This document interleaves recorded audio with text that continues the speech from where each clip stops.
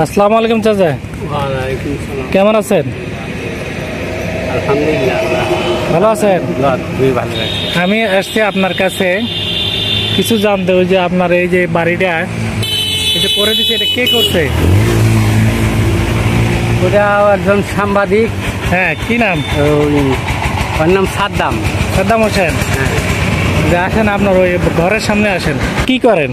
আমি তো এই যে দেখতেছেন এইগুলা কাজই করি। এই যে স্যানিটারি, এই যে রিং টিং এগুলো বানান না?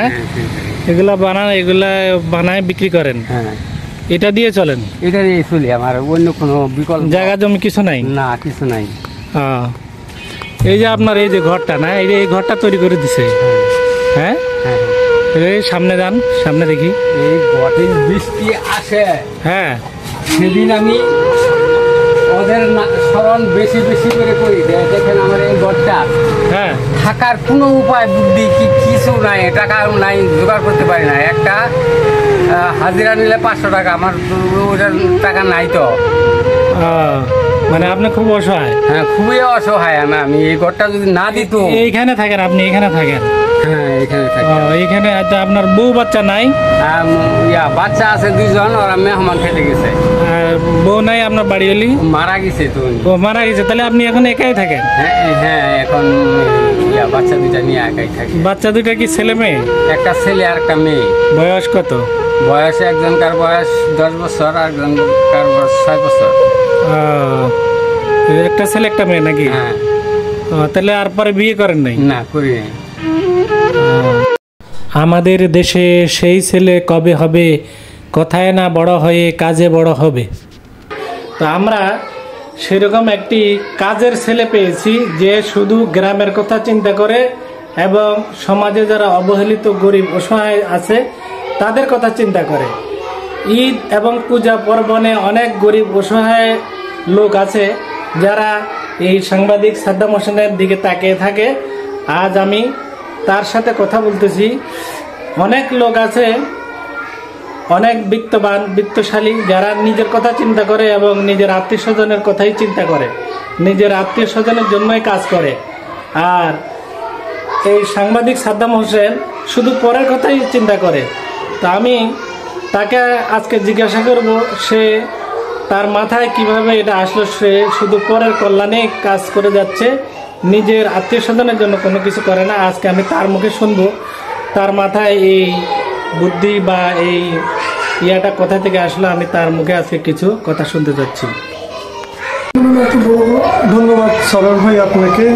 আপনি আসলে যেমনটি বলছেন, আমি আসলে খুব একটা প্রচারে বিশ্বাসী না। মানুষকে সবচেয়ে বড় বিশেষিত করে কে কতটা মানুষের কল্যাণে কাজ করলো, কে কতটা মানুষের উপকারে কাজ করলো, কে কতটা মানুষের পাশে থেকে মানুষের জন্য কাজ করলো।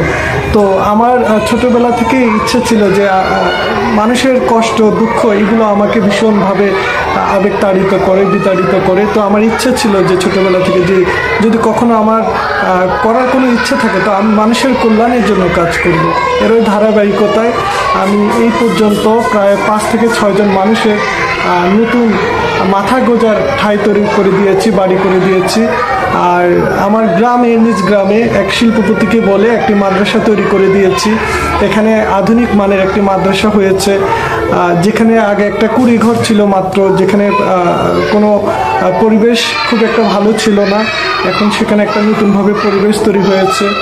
আমাদের শিক্ষকদের আলহামদুলিল্লাহ ভালো একটা স্যালারির ব্যবস্থা করে দিয়েছি ওই শিল্পপতিকে ধরে।